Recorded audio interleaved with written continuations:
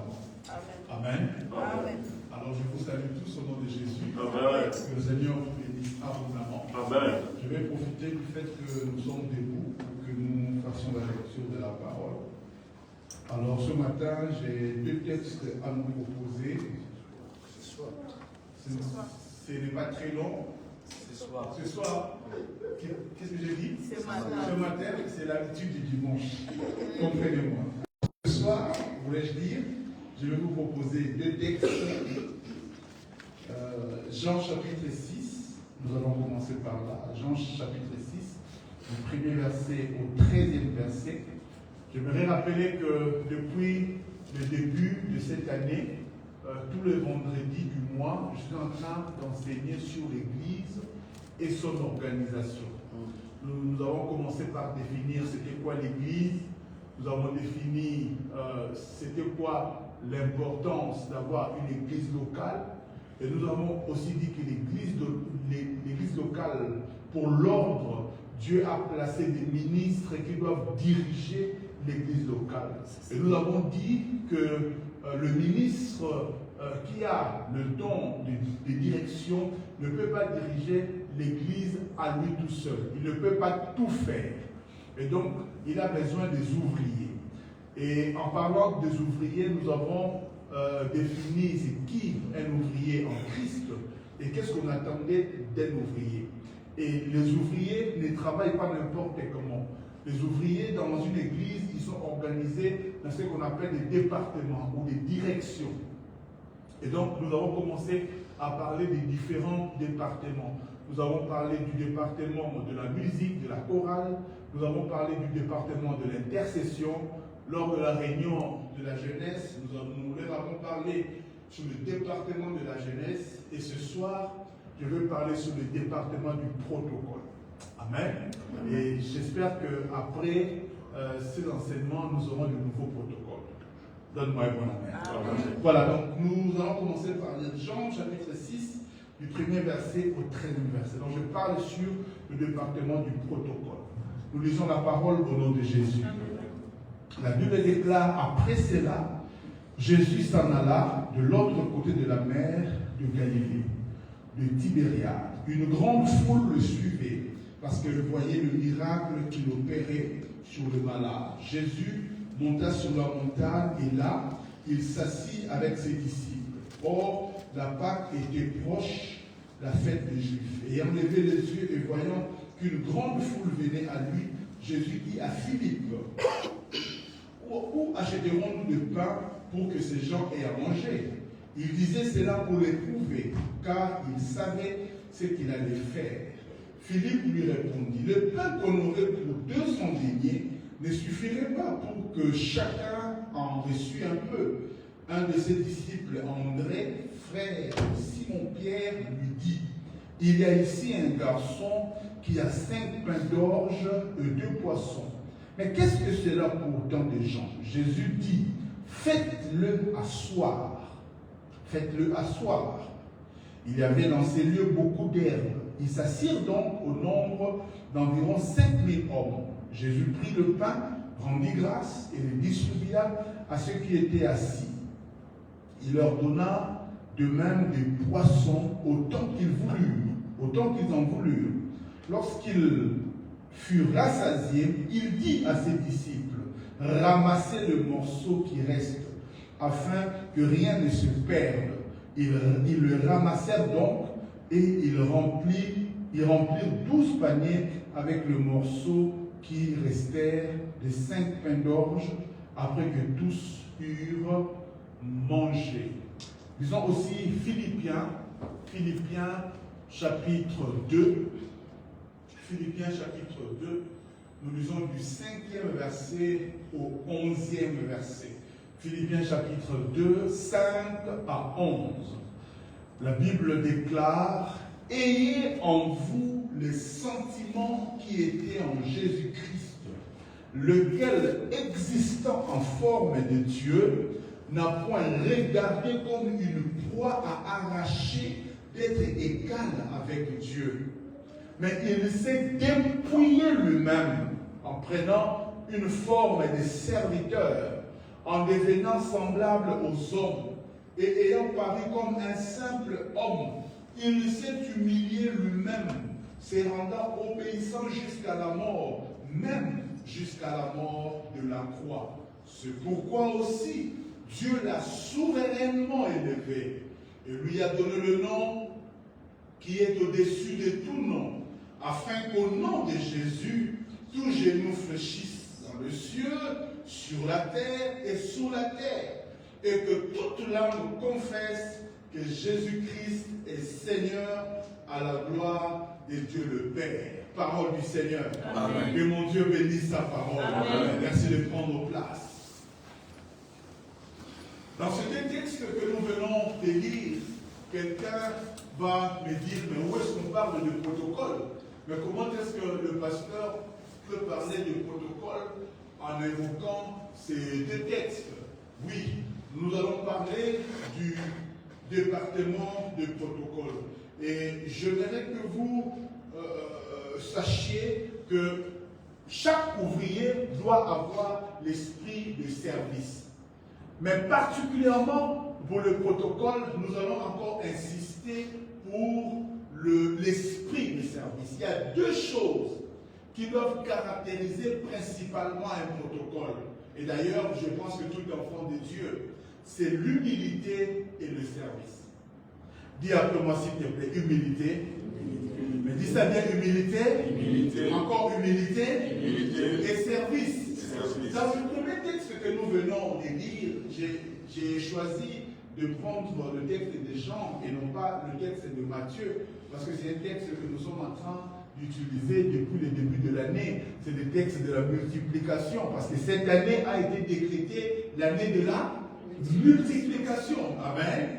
Alors nous sommes en train de voir parmi les acteurs de la multiplication, bien sûr, il y a Jésus, l'acteur principal, mais nous voyons aussi le rôle que les disciples ont joué dans cette affaire de la multiplication. Vous savez, les disciples, c'est ceux qui deviendront plus tard les apôtres. C'est ceux qui vont mettre en sens dessous Jérusalem.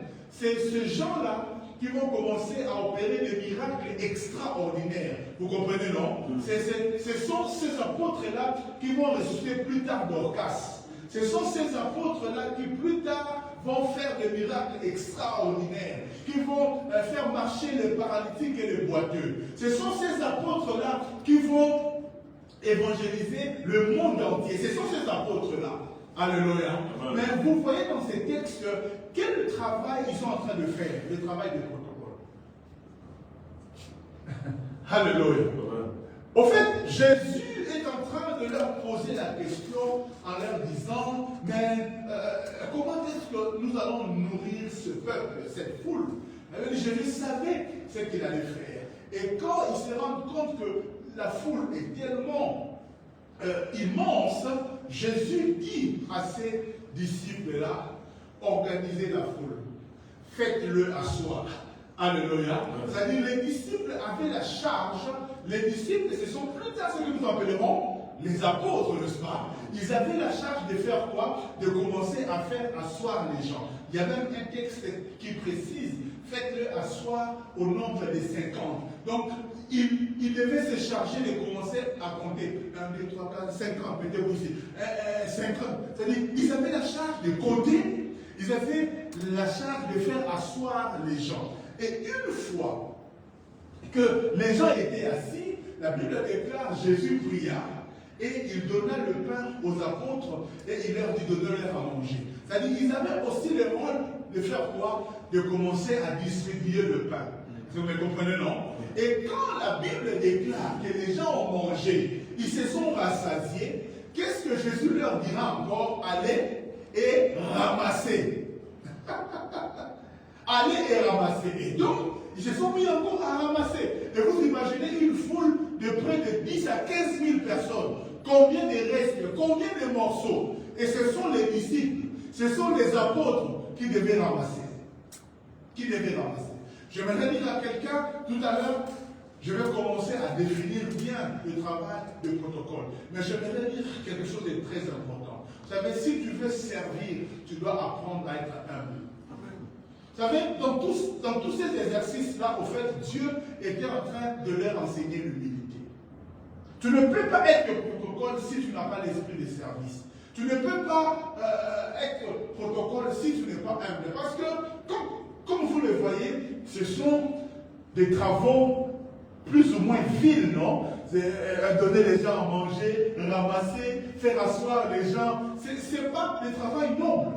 Ce n'est pas la prédication. Ce n'est pas opérer des miracles. Mais ceux qui vont plus tard faire des miracles doivent commencer d'abord par servir les gens. Je vais dire à quelqu'un, Dieu ne peut pas t'utiliser grandement si tu n'apprends pas l'humilité.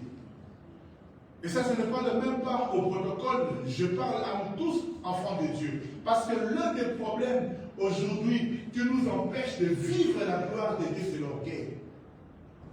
L'un des problèmes qui est en train de mettre nos familles, nos églises, nos mariages en difficulté, c'est l'orgueil. Si tu ne sais pas t'humilier, tu n'iras pas loin avec le Seigneur. Si tu ne sais pas t'humilier, tu ne sauras pas arranger ton mariage. Si tu ne sais pas t'humilier, tu ne sauras pas être fonctionnel à l'église. Si tu ne sais pas t'humilier, Dieu ne pourra pas t'utiliser. L'humilité, c'est quelque chose de très important. Retiens cette phrase.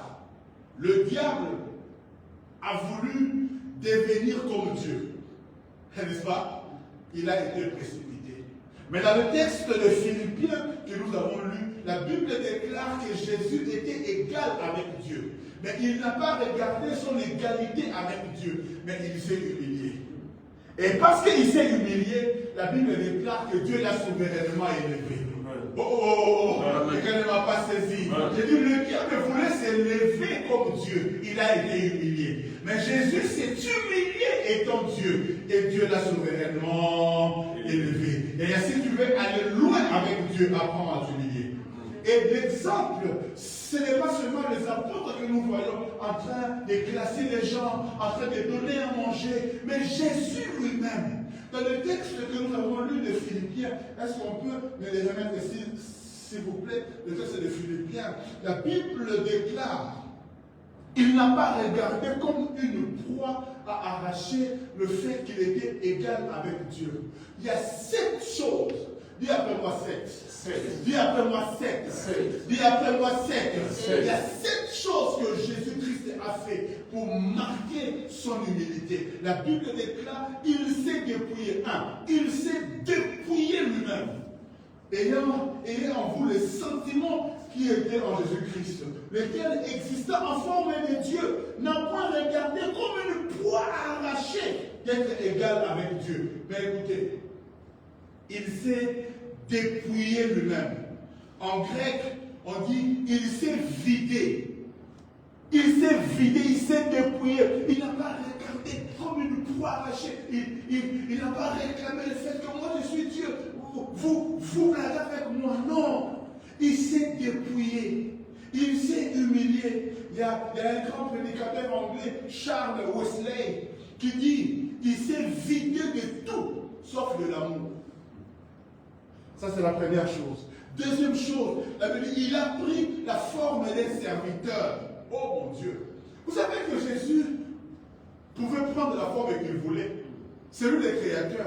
Il pouvait même venir ici comme un ange. Mais il a pris la forme d'un serviteur. Pas d'un dirigeant, mais d'un serviteur. La Bible dit encore, il est devenu semblable aux hommes. Troisième chose. Il est devenu semblable aux hommes. Il a porté la nature humaine. Quatrième chose, il s'est trouvé dans la situation d'un homme dans les rues de Nazareth. Rien ne distinguait Jésus aux autres humains. Alléluia. La Bible déclare même qu'il n'avait rien pour attirer nos regards. Lui, le Dieu, il pouvait se faire un bel homme. Il pouvait être plus beau que Brad Pitt. Mais la Bible déclare qu'il n'avait rien pour attirer nos regards. Cinquième chose, la Bible déclare qu'il s'est humilié lui-même. Oh mon Dieu. Il n'était pas seulement un homme, mais il était un homme humble. Il n'est pas venu comme un prêtre. Il n'est pas venu comme un dirigeant. Mais il a choisi de venir comme un charpentier. Mais Jésus, pourquoi tu n'as pas choisi de venir comme un général? Oui, déjà, tu es un homme, ok, ça va, mais viens quand même comme un général d'armée. Non, il choisit de venir comme un charpentier. 6. La Bible déclare, il a été obéissant jusqu'à la mort. Jusqu'à la mort. Jusqu'à la mort. Yaya, j'aimerais te dire que Jésus n'a pas seulement vécu comme un homme, mais il est aussi mort comme un homme. Il pouvait, comme Dieu, s'échapper, non? N'est-ce pas? Il pouvait s'échapper de la mort, mais il a accepté de mourir comme tout homme. Et 7, la Bible dit, il n'est pas seulement mort, mais il est mort par la mort de la croix. La honte ultime. Vous vous rendez compte que Jésus pouvait aussi choisir qu'il meure d'une balle, paf, et puis il meurt directement, pas de souffrance. Mais il est mort comment? La mort de la croix, mon Dieu. Et Jésus est mort nu à la croix. Un jeune homme de 33 ans. Déjà, une fille de 15 ans, si vous lui dites de rester nu, il va ne pas vouloir. Un garçon de 5 ans déjà, quand tu commences à laver, papa, tu me regardes. Il se cache. Mais un jeune homme de 33 ans, il est mort nu à la croix. Il a accepté la honte, l'humiliation. Et même la Bible déclare, maudit soit celui qui est pendu à la croix. Il a accepté cette mort-là. 7 étapes d'humiliation. 7 étapes d'humiliation. Voilà pourquoi aussi, quand Dieu a décidé de l'élever, il y a aussi 7 choses que Dieu a faites pour lui. 7 fois, il s'est humilié. 7 fois aussi, Dieu l'a élevé. Et après moi, 7 fois. 7 fois. Qu'est-ce que Dieu a fait? La Bible déclare, c'est pourquoi Dieu, l'a souverainement élevé. D'ailleurs, aujourd'hui, personne n'est au-dessus de Jésus. Amen. Je disais, personne n'est au-dessus de Jésus. Amen. J'insiste encore, personne n'est au-dessus de Jésus. Amen. Ni dans ta famille, ni à l'église, ni dans ce monde. Tous les noms que vous entendez, personne n'est au-dessus de Jésus. Amen. Nous avons entendu des grands noms dans ce monde, mais il n'y a aucun nom qui est au-dessus de Jésus. Donne-moi un bon la main. Alors, pas seulement il a souverainement élevé, mais la Bible déclare, Dieu lui a aussi donné le nom qui est au-dessus de tout nom. Le nom qui est au-dessus de tout nom. J'aimerais dire à quelqu'un, cite-moi un nom d'un grand monsieur ici dans ce monde. Je te dirais que Jésus est plus que lui. Je disais Jésus est plus que lui. Il n'y a aucun homme qui a marqué l'histoire de l'humanité comme Jésus. Je te rappelle que Jésus a tellement marqué l'histoire de l'humanité que même les calendriers se composent autour de lui. On parle d'une date avant Jésus et après Jésus. Sa naissance a marqué l'humanité. Est-ce que tu me comprends? Est-ce que tu me saisis? Je dis parce qu'il s'est humilié. 1, Dieu l'a souverainement élevé. 2, Dieu lui a donné le nom qui est au-dessus de tout nom. 3, la Bible déclare au nom de Jésus, tout genou fléchira. Je vais dire à quelqu'un, au nom de Jésus, la maladie fléchira. Au nom de Jésus, le plus grand sorcier de ta famille fléchira. Est-ce que tu m'entends ce soir? Est-ce que tu m'entends ce soir? Au nom de Jésus, tout genou fléchit. Au nom de Jésus, le cancer fléchit. Au nom de Jésus, le sida fléchit. Tout ce qui peut se nommer, se fléchit au nom de Jésus. Est-ce que tu m'entends? Tout ce qui se nomme, se fléchit. S'il y a quelque chose qui n'a pas de nom, on peut encore hésiter. Mais dès qu'on nomme quelque chose, ça fléchit. J'ai dit ça fléchit. J'ai dit ça fléchit. Voilà pourquoi même quand une maladie arrive, on lui donne toujours un nom. Même quand une tempête arrive, on lui donne toujours un nom. Aux tempêtes Eric, aux tempêtes lui, aux tempêtes Jean. Pourquoi est-ce qu'on donne le nom aux tempêtes? Parce que dès qu'on donne le nom, ça se soumet au nom de Jésus. Voilà pourquoi je vais dire à quelqu'un, quelle que soit la tempête qui va s'élever dans ta vie, c'est que Jésus va le dominer. Je dis, quelle que soit la tempête qui va s'élever dans ta vie, celui qui est en train de dominer. Voilà pourquoi la Bible déclare, celui qui est en vous est plus fort que celui qui est dans ce monde. Donne-moi un bon amen, Jésus. Alléluia. Il y a le nom qui est au-dessus de tout nom. Il n'y a aucun nom qui peut résister au nom de Jésus. Je voudrais dire à à quelqu'un, n'aie pas peur de ce marabout-là, n'aie pas peur de ce sorcier-là, n'aie pas peur de cet oncle-là, parce qu'en toi tu as le plus grand. En toi tu as le plus grand. N'aie pas peur de la pauvreté, n'aie pas peur de la conjoncture macroéconomique, n'aie pas peur de toutes ces choses-là, parce qu'il a le nom qui est élevé au-dessus de tout.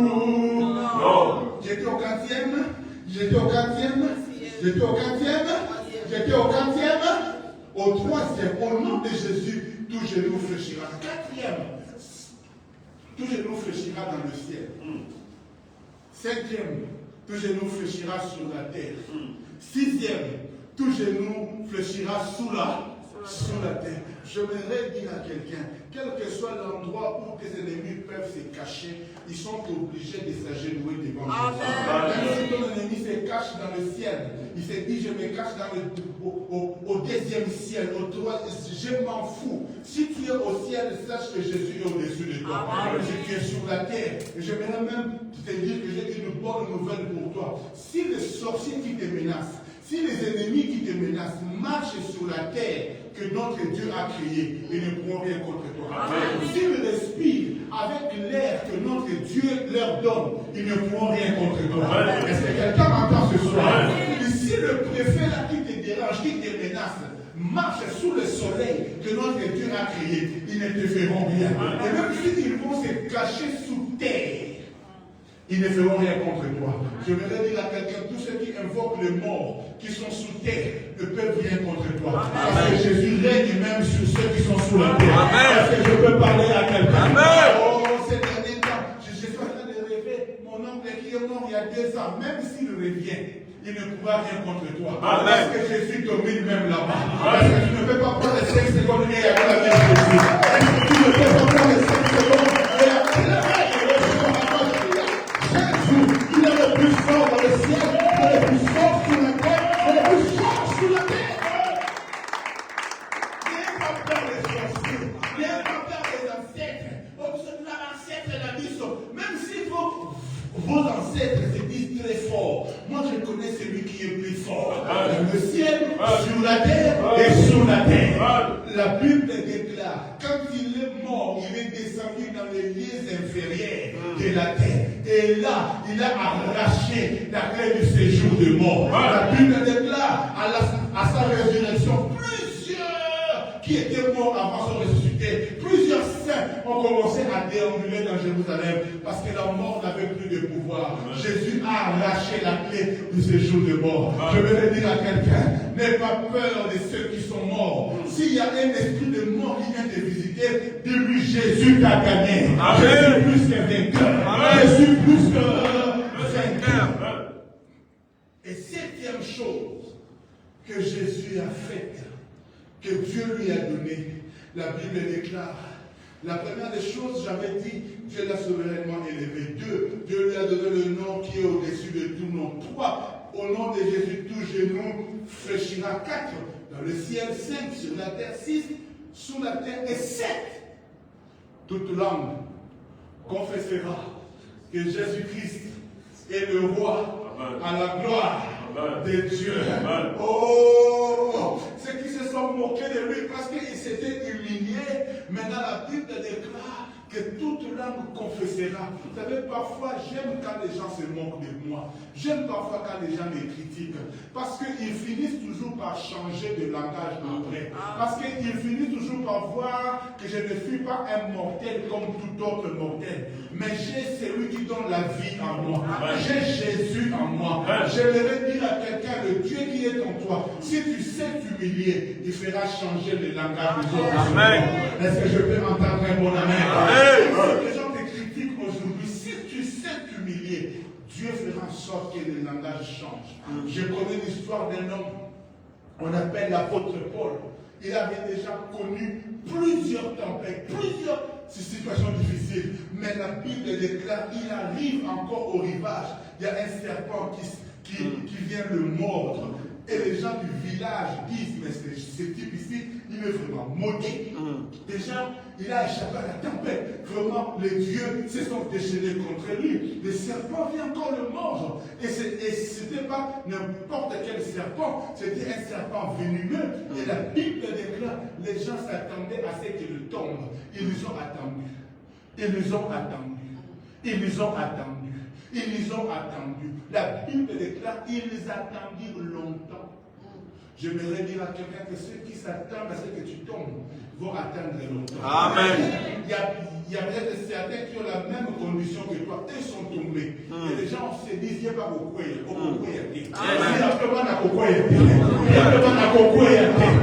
vont s'attendre, mais les gens même se posent. Ils vivent comment? Ici en Europe, vivre avec un seul salaire, c'est compliqué. Mais ils font comment? Vous allez attendre longtemps. Ils vont attendre que tu ailles manger. Tu ne mangeras pas. Parce que Dieu pourra toujours attendre. Un bon amen. Amen. Amen. Les gens s'attendent toujours au pire, non? Parce qu'ils commencent à comparer. Ce serpent-là avait mordu. L'autre type, l'autre jour, il a fait 2 minutes et il est mort. Ils s'attendent aussi que toi aussi tu meurs après 2 minutes. Fais un peu ça, fais ça ils vont attendre longtemps. Et puis finalement, ils voient que l'apôtre Paul ne meurt pas. Il secoue les serpents. Et le serpent s'en va. Il ne meurt pas. Eux-mêmes qui avaient dit, c'est un brigand, c'est un maudit de Dieu. Il est vraiment un type d'anibaldé. Ils ont changé de langage. Ils ont commencé à reconnaître que dans ce type ici, il a un Dieu. Je voudrais dire à quelqu'un, ceux qui te condamnent, si tu sais t'humilier, ils changeront de langage. Amen. Aujourd'hui, toute l'âme confesse que Jésus est Seigneur. Que tu le veuilles ou pas, sur ta date de naissance, même les ennemis de Jésus, ils disent, tu es né le 2 janvier 1950. 1950 là, c'est en référence à la naissance de Jésus. Alléluia. C'est-à-dire, même les ennemis de Jésus, dans leur acte de naissance, il y a une référence de Jésus. Toute l'âme confessera que Jésus-Christ est Seigneur. Pourquoi est-ce que je dis toutes ces choses? C'est pour vous montrer l'importance de l'humilité. Si tu es humble, Dieu va t'élever. Si tu es humble, vous savez, Jésus pouvait prétendre à tous ses droits comme Dieu, mais il n'a pas regardé à tout ça. La Bible dit, il n'a pas regardé comme une proie arrachée. Vous savez, il y a certaines choses, tu regardes, tu dis, je peux aussi, mais à cause de l'humilité, je laisse tomber. Alléluia. Voilà pourquoi, quand on parle d'un protocole, on parle du département ou des gens qui administrent la sécurité, l'ordre et le respect dans tous les événements de l'Église. Est-ce que vous m'entendez? Est-ce que vous m'entendez? Est-ce que vous m'entendez? Mais tu ne me réponds pas. Pourquoi tu es fâché contre moi? Dis à votre voix, c'est lui qui dit ça pour vous ou bien dans ça? Oh, alléluia.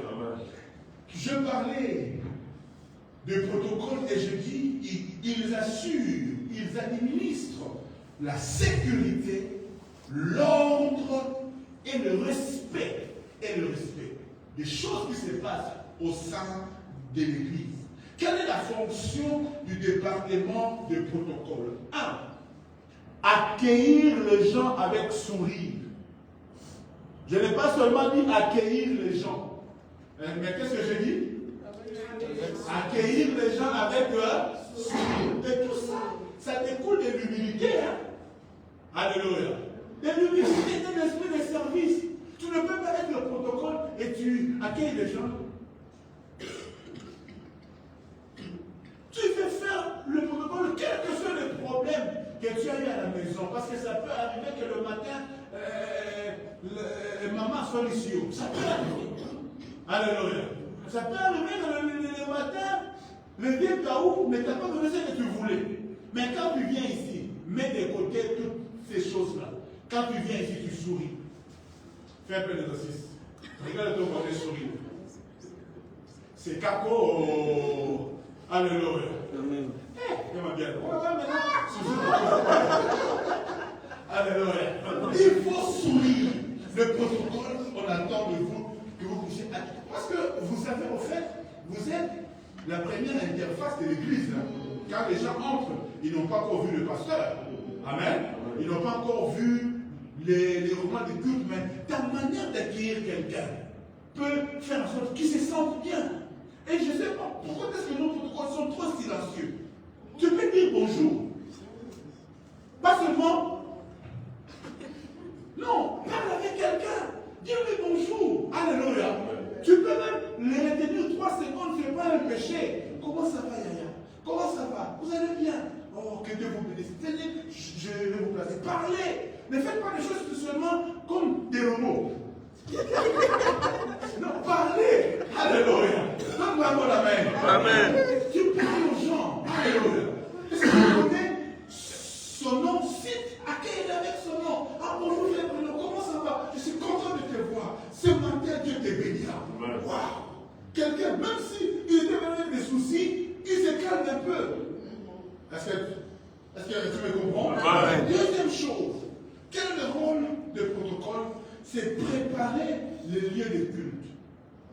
Et là, je vais insister. Avant et après. Ceux qui sont au protocole, parfois, je les vois, ils viennent juste à l'heure du culte. Ce n'est pas ça le travail du protocole. Le protocole, si tu es programmé ce jour-là, il faut que tu sois ici au moins 30 minutes avant le culte. C'est-à-dire, si le culte commence à 10h30 comme chez nous, un protocole doit s'organiser quand c'est son jour d'être ici à 10h. Pourquoi? Parce que déjà à 10h15, nous avons intercession ici. Le temps de prière pour préparer les cultes. Donc il faut que tu sois là à 10h.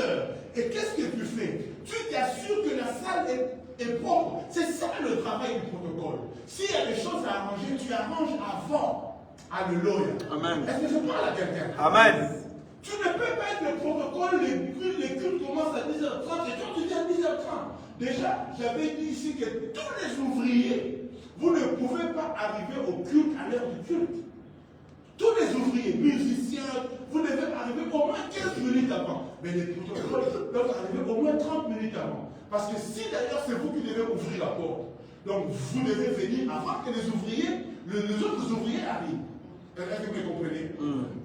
Arranger la salle, nettoyer la salle. Quand tu acceptes le protocole, ce n'est pas seulement être là devant, accueillir les gens, mais c'est d'abord aussi nettoyer la salle. J'ai dit avant, mais j'ai dit aussi après.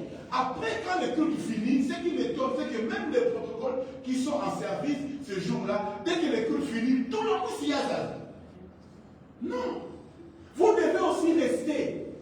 Déjà, faire tout ce qu'il y a à faire, je vais en parler tout à l'heure, mais également nettoyer la salle, laisser la salle propre. Nous tous, nous partons et nous laissons la salle en désordre. On s'est dit, oh, quelqu'un devra faire ça. Mais non. Le service de protocole doit faire ça. J'ai parlé un peu aux jeunes de pouvoir aussi donner un coup de main au nettoyage de la salle. Mais principalement, il faut savoir que c'est le rôle du protocole. Il nettoie, il prépare les lieux de culte avant et après.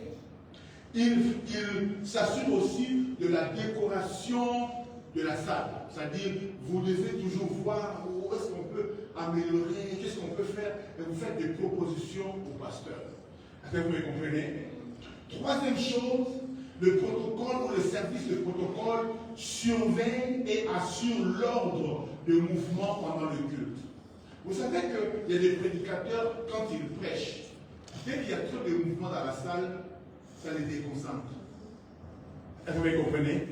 Le protocole a aussi des rôles. Vous avez ce pouvoir-là. Alléluia. Quand les gens commencent à parler, parce qu'il y a des gens qui parlent à l'église. Le prédicateur prêche, il lui parle. Vous avez même le devoir de venir, bien évidemment, avec amour et tendresse et douceur, de dire, si tu veux téléphoner, va là-bas. Quand un enfant pleure, ça dérange, n'est-ce pas? On aime les enfants, mais vous avez le pouvoir de venir dire à ma maman, il y a une salle pour que vous puissiez. C'est-à-dire, veillez à ce qu'il y ait l'ordre dans la salle. Que les gens ne bougent pas, n'importe comment. Ça perturbe. Dieu est un Dieu d'ordre. Et moi qui suis ici en train de prêcher, vous voulez que j'arrête la prédication, que je vais dire à ma maman, fais ça? Non, ça me déconcentre. Mais le protocole a le rôle d'assurer de l'ordre, de la surveillance et assurer l'ordre de mouvement pendant le culte.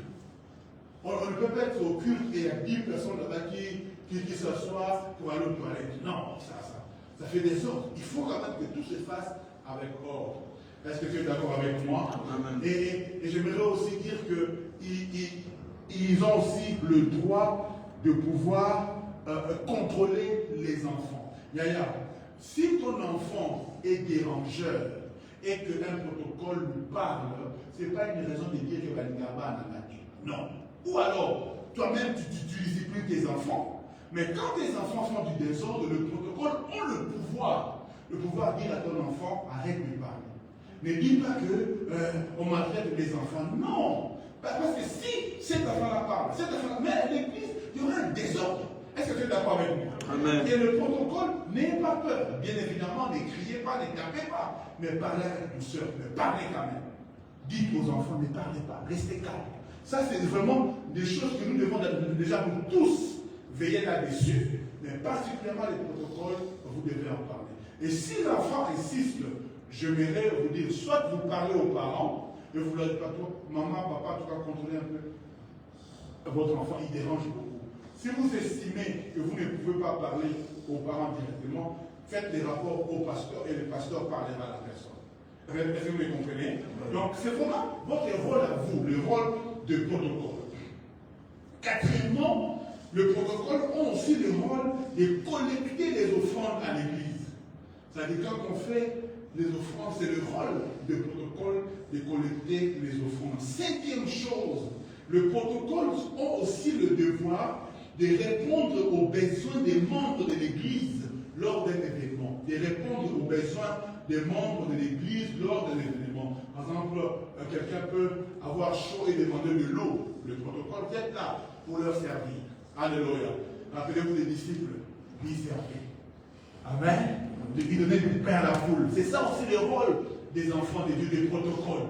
Vous donnez de l'eau, par exemple, quand il fait chaud ici, quelqu'un peut demander de l'eau, offrez de l'eau, donnez de l'eau. Amen. Servez les gens. Et en servant comme ça, Jésus-Christ s'est humilié et Dieu a fait quoi?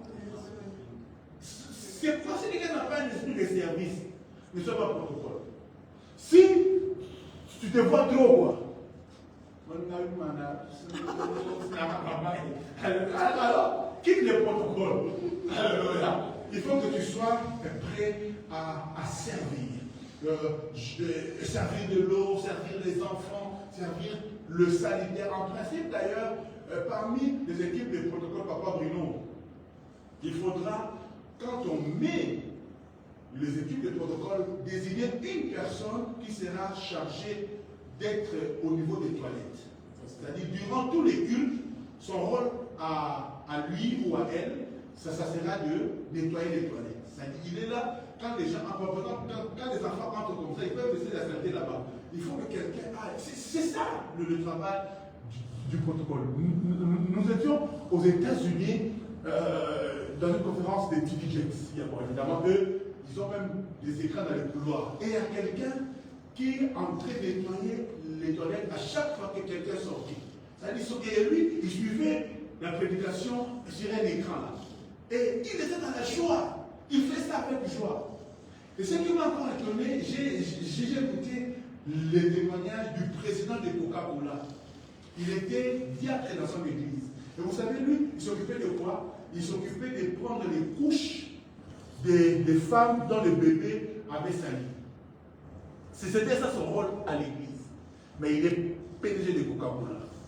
Il y a plusieurs fois, le pasteur lui a dit, mais change de service. Il dit non, la bénédiction m'a trouvé ici.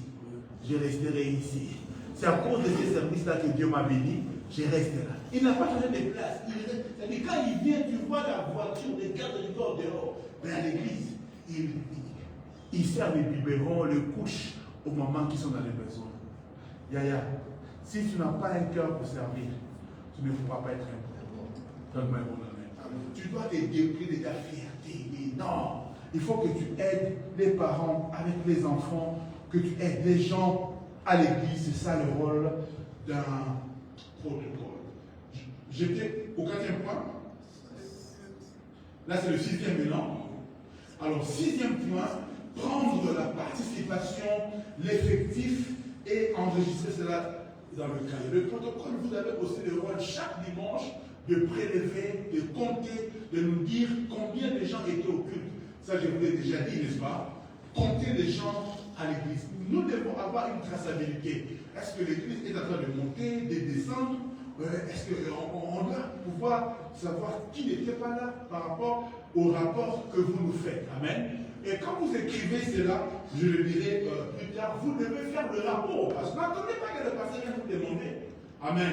Tel que vous me faites les rapports des offrandes, donnez-moi aussi les rapports de la participation.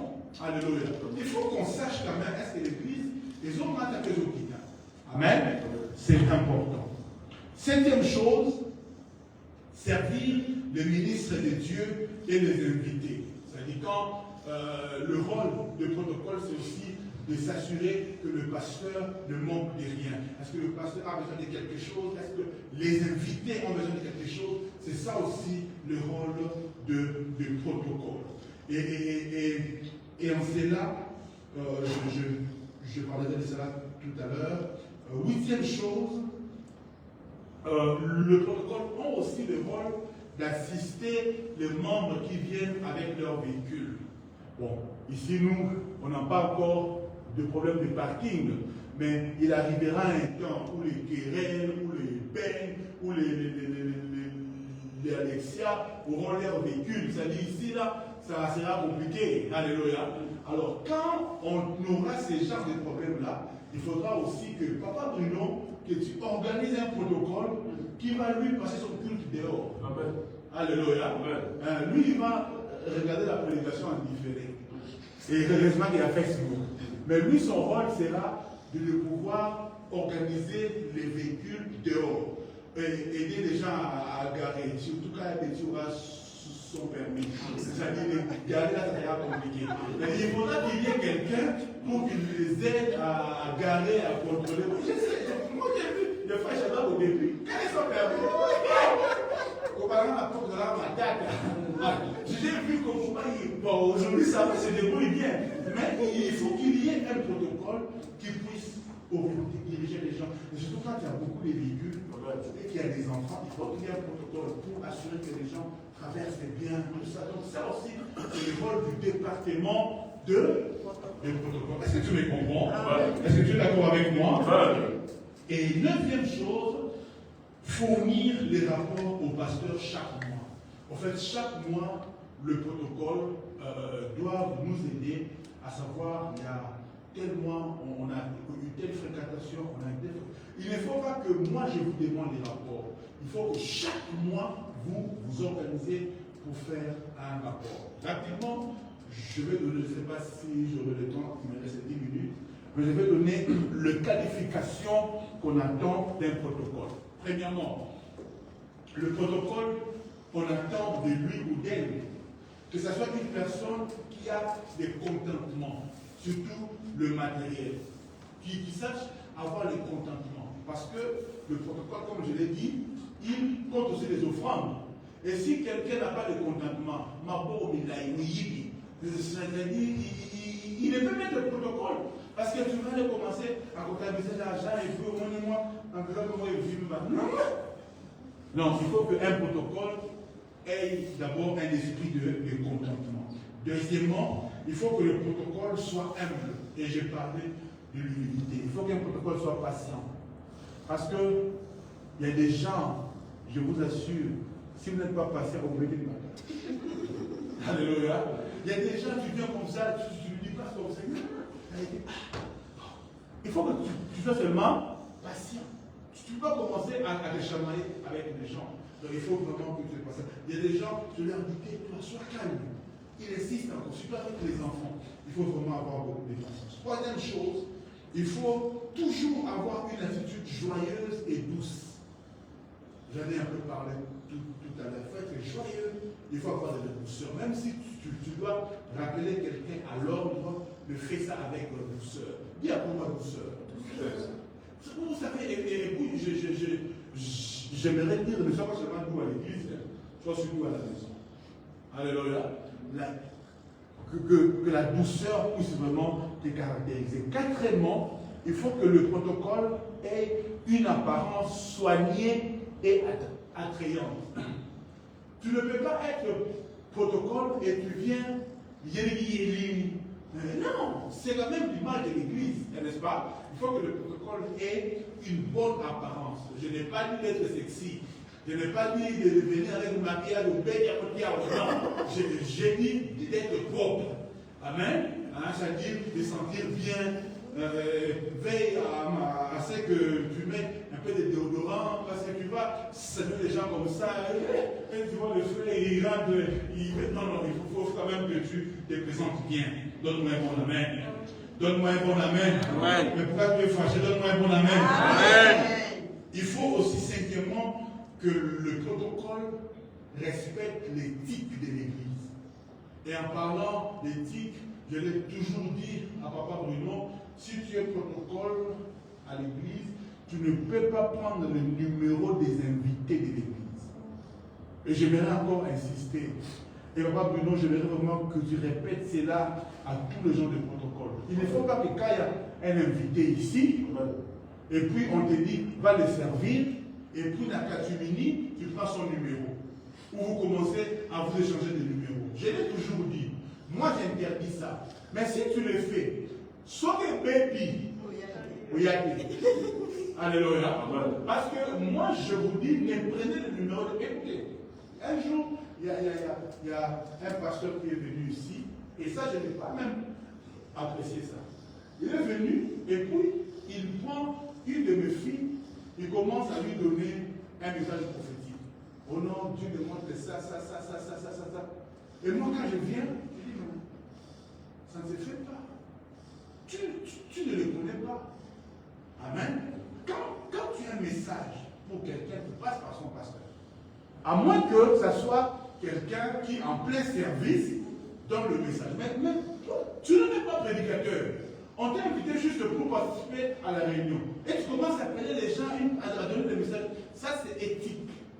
C'est pas sérieux. Donne-moi un bon amen. Par exemple, il y a un pasteur qui est venu ici. Il avait reçu un message, le frère Joe. Vous savez ce qu'il a fait? Il m'a appelé, il m'a dit, papa, j'ai reçu un message pour le frère Joe.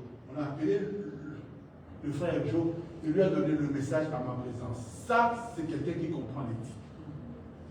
Et vous, surtout le protocole, comme vous êtes parfois, vous tremblez devant les messages. On te donne un truc comme ça, pas de numéro. Toi aussi, tu es femme mariée. Et puis tu donnes un numéro. Et puis les gars commencent à t'appeler. Vous commencez à causer. Oui, tu avais vu ces choses-là, vraiment, tu fais le protocole bien. Et là, vous ne dites rien au pasteur. Mon collègue ne paie pas. Parce que vous avez salé. Parce que le pasteur avait invité. Oui. Je l'avais dit, pas son numéro. Quand tu as commencé, est-ce que tu es venu au pasteur pour le numéro? Papa Bruno, et c'est lui qui va souvent avec les gens. Je lui ai dit, on ne prend pas de numéro. Il te connaît. S'il veut te recontacter, il passe par moi. Pourquoi je l'ai dit? Je connais des choses. Et je dois vous protéger. Amen. Donne-moi un bon amen. Amen. Comme papa, je dois vous protéger. Amen. Est-ce que vous n'avez jamais remarqué que quand il y a un pasteur homme, je ne vois jamais du protocole fille. Papa, vous ne va là-bas. Alléluia. Ce n'est pas que je n'ai pas confiance, mais je veux seulement m'assurer que mes enfants sont protégés. Amen. Donne un bon amen. En 2 minutes. Il y a des causes qui se font en 2 minutes. Ça fait le regard. Alléluia. Et en plus, s'il est pasteur célibataire, bon, ça n'a pas. Vous n'envoyez jamais des sœurs protocole avec des pasteurs. Amen, pasteur. Amen. Bon, pasteur, on va sur la carte. Il faut que le protocole ait de l'endurance, parce que parfois le travail est exigeant, il faut rester debout pendant longtemps, il faut que quand même le protocole, Bruno, ne choisit pas un protocole, les gens on est les bas déjà, non. Parce que parfois le travail de protocole, il faut être fort, hein. Moi je connais ma belle-sœur, la sœur de ma femme, elle est protocole. Mais un jour, elle s'est cassée la cheville parce qu'il y a une sœur qui tombait, elle est venue, il y a des gens qui tombent en désordre. Ah oui, le polo. Alors, depuis ces jours-là, quand elle fait le protocole, elle n'aime plus être derrière les gens. Elle dit, maman, on parle au polo. Donc, quand même, quand on a un protocole, il faut avoir de l'environ. Et puis, septièmement, avant-dernier, j'ai dit, un protocole doit être un homme de la prière. D'ailleurs, le travail que vous faites là, sachez-le que c'est un travail spirituel. Les gens que nous recevons ici, il y a aussi des sorciers. Vous savez qu'on a l'impression qu'ici en Europe, il n'y a pas de sorciers, hein, parce que tout le monde est parfumé, bien habillé. Alléluia. Il est parfumé, bien habillé, il parle français. En Europe, les sorciers parlent français. Il a aussi un bravo. Nous, en Afrique, on a vu les sorciers, ventre bédonnant, sale. Non, il n'était pas comme ça. Ça dit, quand vous savez que quelqu'un peut venir te saluer comme ça, juif. Je me rappelle encore quand on était un peu jeune là, on allait voir des magiciens parce qu'il y a une fille, Final Langue Isaïe. Quand tu vas comme ça, il te donne la poudre, tout ça, il te dit, la poudre, mais c'est en mode. Et quand tu donnes comme ça, la fille qui disait, non, pas oui. Ça dit, par la salutation, on peut aussi jouer avec ton esprit. Alors toi, tu viens, tu seras en service. Et tu viens comme ça, tu ne pries pas. Les gens que tu vas saluer là, mais on peut les dominer comme ça, on peut. Il y a un transfert qui peut se faire. La Bible dit n'imposez pas les mains avec précipitation. Parce que les contacts, c'est un transfert aussi qui s'est fait. Est-ce que tu me comprends? Et quand tu es au protocole, le jour où tu es au service, sois en prière. Alléluia. Sois en prière. Seigneur, les gens que je vais recevoir, que je leur communique la vie. Papa, tout ce qui est mauvais, tous ceux qui viendront pour faire du mal au pasteur, je brise cela. Tu es même mon intercesseur. Parce que tu ne sais pas qui viendra avec quel esprit. Alléluia. Moi, je connais des pasteurs, ils viennent comme ça prêcher matin et mourir. Parce qu'un sorcier est en train de les manipuler. Est-ce que tu es avec moi? C'est-à-dire, nous ne savons pas pourquoi quelqu'un est à l'église. Il faut toujours être un homme, une forme de prière. C'était le 4e point. Le 7e. Le 8e et le dernier, je vais dire qu'une des qualités d'un protocole, c'est être aussi réactif. Il y a certaines situations qui peuvent arriver, qui sont imprévues.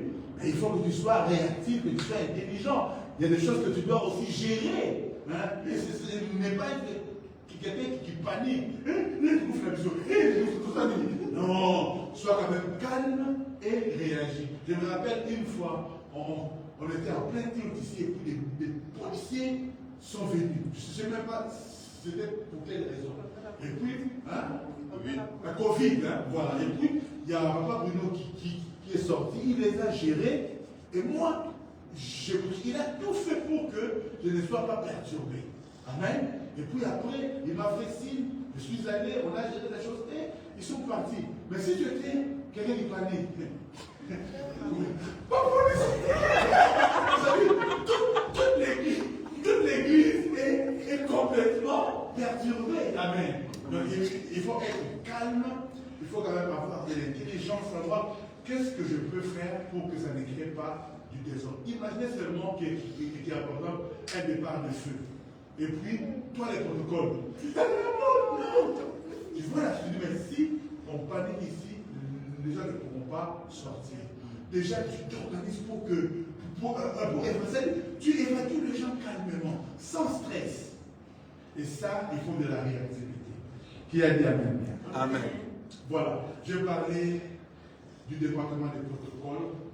Je parlais surtout des deux qualités essentielles, l'humilité et l'esprit de service.